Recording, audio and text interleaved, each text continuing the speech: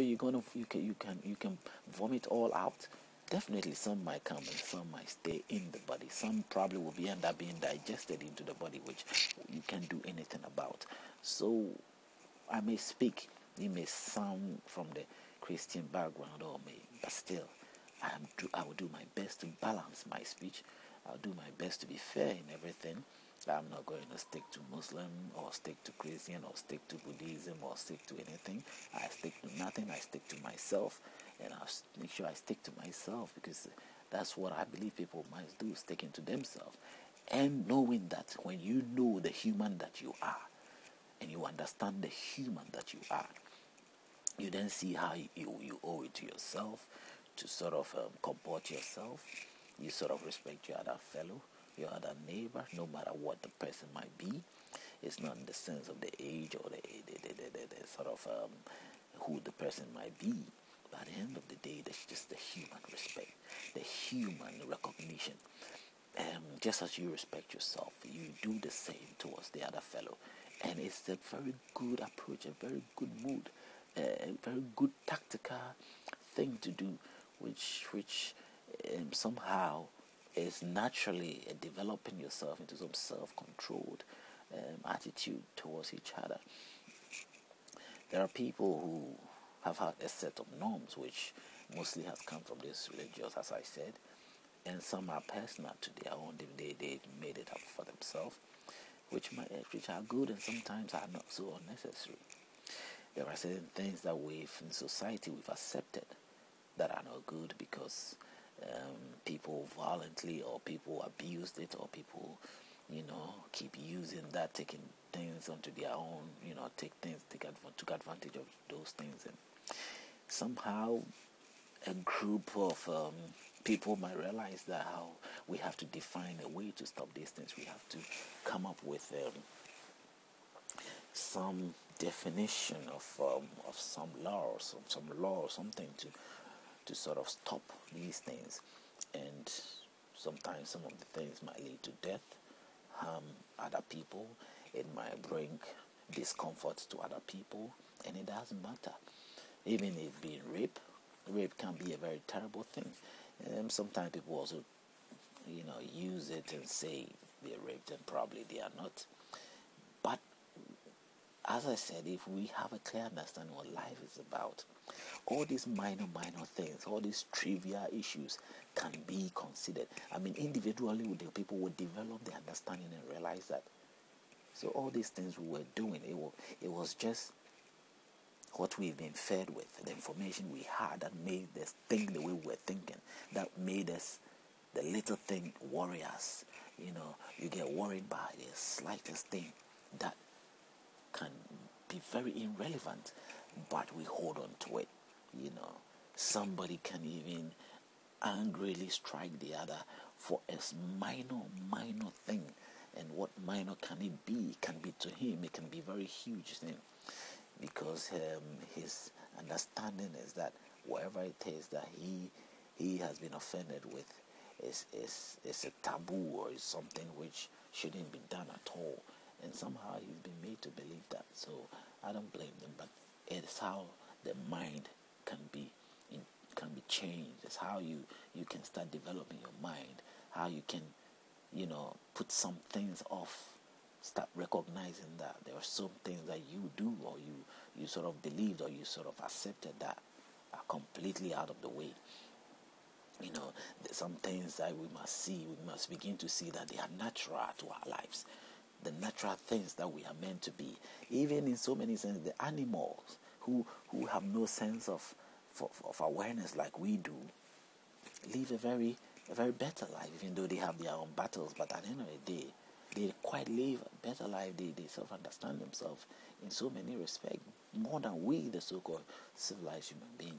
We have so much route among ourselves, so much differences, so much issues, which is so wide you can finish talking about them. And as I said, is what we feed ourselves with. And I'm going to point them out gradually from this book, time and time. With the Genesis book, that's what I start from. Genesis. We are in Genesis 4 at the moment, going to 5 and all that. and the Quran also with certain things I could point. I believe the Quran had this, it started somehow the revelation begin from 98. The Quran is quite a strange book. It's not starting from the beginning. It's real, place which is start from is 98 of the book, and even that is considered the second place of the real. Is considered to be the second to the first revelation. The first revelation, according to the Quran, was in what do you call it? It's a book. It's the book of what do you call it? Surah X, the Roman numeral. I use the Roman numeral in my Quran, which is X. That X for xylophone, C for Charlie, V for Vida, and then I. So XCVI, Surah XCVI. There's those VI, say verses 1 to 5. The chapter 7 of verses 1 to 5. That is where the true first revelation came upon Muhammad or whoever it is, the true revelation of the Quran. And it's not like the Bible starting from Genesis being arranged. No, it is not arranged in that manner. They've just dropped all the books in there, but they sort of suspect that the writings of XCVI is actually the beginning or the very early first revelation that came onto Muhammad. And the second one, the next one to that, is the Surah LXVIII. I don't know whether L is 50 and X, I'm not sure, but X is, I think X is 10. So let's say 60, 68. That could be or something like that. Or is it L is, if L is 100, I forgot my numeral, my Roman numeral letters. Excuse me for that, but I'm sure you can figure out yourself. LXVIII. I know VII to be 8, which is VIII, and the position of the VII is adding up, it's not subtracting.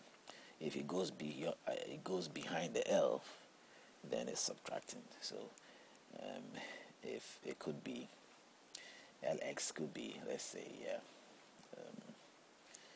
I'm not too sure, it could be 90 something, or it could be 68, as I said, or who knows, it could be 68 of the, if L is 50, then it could be 68, Surah 68. That's the second revelation. But I was told it's 90 something, and C could be maybe 100 or something. So let's say 96 verses chapter 96, chapter 7, verse 1 to 5 is the very first of the Quran, right? The Quran written words. You can find out yourself if you seem to be interested in these things and want facts and truth, to know that the book is really written from God or written from some spirit and not necessarily God. As I said, there are contradictions with the Jesus theory when it comes to the Quran and the Bible. They seem to agree on certain levels of Jesus being the prophet, but Christians believe much more about him not just being a prophet, but being a son of God, a true son of God who was there from the very beginning with God. And the Bible proves that God was not there alone. But as you said, even though most of the Muslims will say we respect Allah, they call him Selassie or so, Selassie, something like that. Jesus, they respect him. Yet, even though he's a great prophet to them, they still think Muhammad is great. Somehow they think Muhammad is the one who founded him. That's the trick about most of the things that I can't get my head around.